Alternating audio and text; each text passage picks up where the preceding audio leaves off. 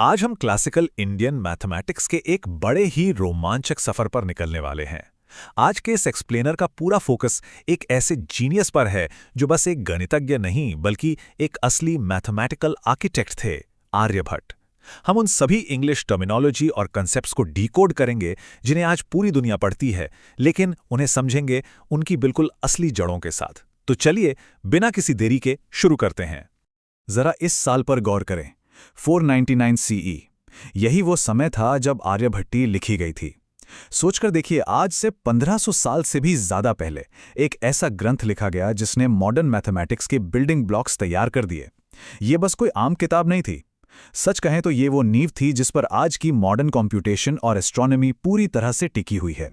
तो आज के इस विश्लेषण में हम एक मैथमेटिकल लैडर यानी एक सीढ़ी चढ़ने वाले हैं। शुरुआत करेंगे इंट्रोडक्शन टू आर्यभट्टा से, फिर arithmetic and number systems, geometry and approximating pi, the father of trigonometry, advanced algebraic innovations और आखिर में लेगेसी एंड ग्लोबल इम्पैक्ट।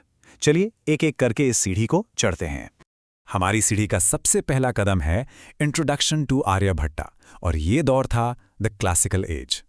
देखिए, 476 सीई में आर्यभट्ट का जन्म हुआ था, और कमाल की बात यह है कि महज 23 साल की उम्र में 499 सीई में इन्होंने अपना मैग्नम ओपस यानी अपनी सबसे महान रचना आर्यभट्टीय लिख डाली।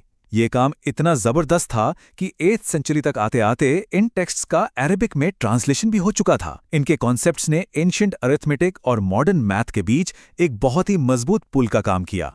अब हम इस मैथमेटिकल लैडर के दूसरे कदम पर आते हैं, अरिथमेटिक एंड नंबर सिस्टम्स। ये समझ लीजिए कि ये पूरी गणित की फाउंडेशन है।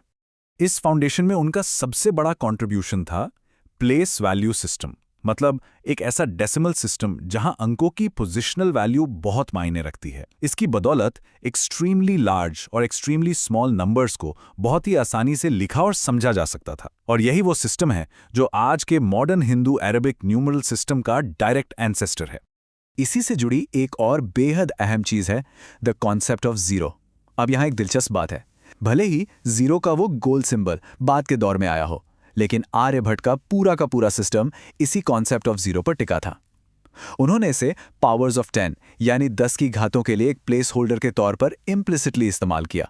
इसके बिना वो कॉम्प्लेक्स एस्ट्रोनॉमिकल कैलकुलेशंस करना बिल्कुल नामुमकिन था। चलिए सीढ़ी पर एक कदम और ऊपर चलते हैं, ज्योमेट्री एंड अप्रॉक्सिमेटिंग पाई। इन्होंने एक बड़ा ही खूबसूरत पोएटिक वर्स लिखा था जिसका अगर हम अर्थ निकालें तो वो है 100 में 4 जोड़ें, 8 से गुणा करें और फिर 62,000 जोड़ें। अब सुनने में ये सिर्फ एक साधारण कविता लग सकती है, लेकिन असल में जब एक वृत्त यानी सर्कल का डायामीटर 20,000 हो तो उसकी सरकमफरेंस कैलकुलेट करने का ये उनका एक बेहद ब्रिलियंट मेथड था। और अगर हम उस कैलकुलेशन को आज के मैथमेटिकल रिप्रेजेंटेशन में रखकर देखें तो रिजल्ट क्या आता है? 3.1416। एकदम सही सुना, ये पाई की वैल्यू है जो डेसिमल के बाद पूरे 4 स्थानों तक 4 डेसिमल प्लेसेस तक एकदम एक्यूरेट है। ये बात साफ दिखाती है कि 5वीं शताब्दी में ही उन्हें ज्योमेट्री की कितनी गहरी और सटीक समझ थी। अब हम पहुंच गए हैं उनके सबसे बड़े गेम चेंजर पर, द फादर ऑफ ट्रिग्नोमेट्री। यहां एक बहुत ही मजेदार लिंग्विस्टिक एवोल्यूशन की कहानी है। आर्यभट्ट ने साइन को संस्कृत में ज्या नाम दिया था। जब इसका अरबी में अनुवाद हुआ तो ये बन गया जीवा, और फिर जब अरबी से लैटिन में इसका अनुवाद किया जा रहा था तो एक ट्रांसलेशन एरर, हाँ महज एक अनुवाद की गलती के कारण ये मॉडर्न इंग्लिश वर्ड साइन बन गया। मतलब जो साइन आज पूरी दुनिया पढ़ रही है वो सीधे तौर पे आर्यभट्ट के ज्या से निकला है। और बात सिर्फ साइन तक नहीं रुकी, इन्होंने वर्सीन का कॉन्सेप्ट भी डिफाइन किया जिसे उन्होंने उत्क्रम ज्या कहा। मैथमेटिकल टर्म्स में इसे 1 - कोसाइन ऑफ थीटा के रूप में कैलकुलेट किया जाता है। ये चीजें दिखाती हैं कि ट्रिग्नोमेट्रिक फंक्शंस को लेकर उनका विजन कितना ज्यादा एडवांस था। इतना ही नहीं, इन्होंने साइन टेबल्स भी तैयार की, वो भी 3 डिग्री 45 मिनट के इंटरवल्स पर, इनोवेटिव रिकरेंस रिलेशंस का इस्तेमाल करके। जरा सोचिए, मॉडर्न कैलकुलेटर्स के आने से सदियों पहले इतनी भयंकर प्रिसिजन के साथ मैथमेटिकल टेबल्स तैयार करना ये किसी चमत्कार से कम नहीं है। हमारी सीढ़ी का अगला पड़ाव है एडवांस्ड अलजेब्रिक इनोवेशंस। यहां बात सिर्फ सिंपल अरिथमेटिक की नहीं बल्कि एब्स्ट्रैक्ट स्ट्रक्चर्स की हो रही है।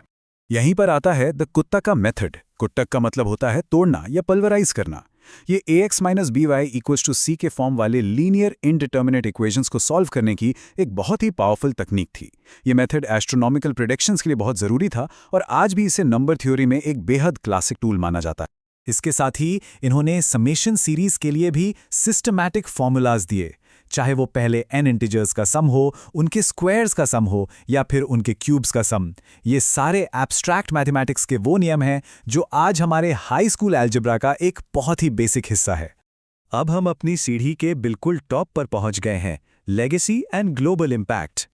इनकी साइंटिफिक रैशनलिज्म सच में कमाल की थी। उस जमाने में जब हर चीज को पौराणिक कथाओं से जोड़ा जाता था, आर्यभट्ट ने मैथमेटिकली साबित किया कि अर्थ अपनी एक्सिस पर रोटेट करती है। और उन्होंने ये भी बताया कि सोलर और लूनर इक्लिप्सेस कोई राक्षसी घटना नहीं है, बल्कि इनके पीछे एक पूरी तरह से साइंटिफिक और मैथमेटिकल एक्सप्लेनेशन मौजूद है। और हाँ, इनकी एजुकेशनल पेडागॉजी को हम कैसे भूल सकते हैं। कॉम्प्लेक्स मैथमेटिकल फॉर्मूलाज को सिखाने के लिए इन्होंने पोएटिक वर्सेस का इस्तेमाल किया। मैथ और पोएट्री का ये कॉम्बिनेशन इतना असरदार था कि बड़े बड़े इक्वेशंस भी आसानी से याद हो जाते थे। ये अप्रोच आज भी बेहद रेलेवेंट मानी जाती है। तो अंत में एक बड़ा सवाल हमारे सामने खड़ा होता है, हमारी आधुनिक दुनिया का कितना हिस्सा 5वीं सदी की इस नींव पर बना है। आज जब सैटेलाइट्स लॉन्च होते हैं या कॉम्प्लेक्स कंप्यूटर एल्गोरिदम्स लिखे जाते हैं, तो कहीं ना कहीं हम उसी मैथमेटिकल आर्किटेक्ट के ब्लूप्रिंट्स का ही इस्तेमाल कर रहे हैं। आर्यभट्ट अपने समय से सदियों आगे थे। इस एक्सप्लेनर का हिस्सा बनने के लिए बहुत बहुत शुक्रिया। अगली बार एक नए विषय के साथ फिर मिलेंगे।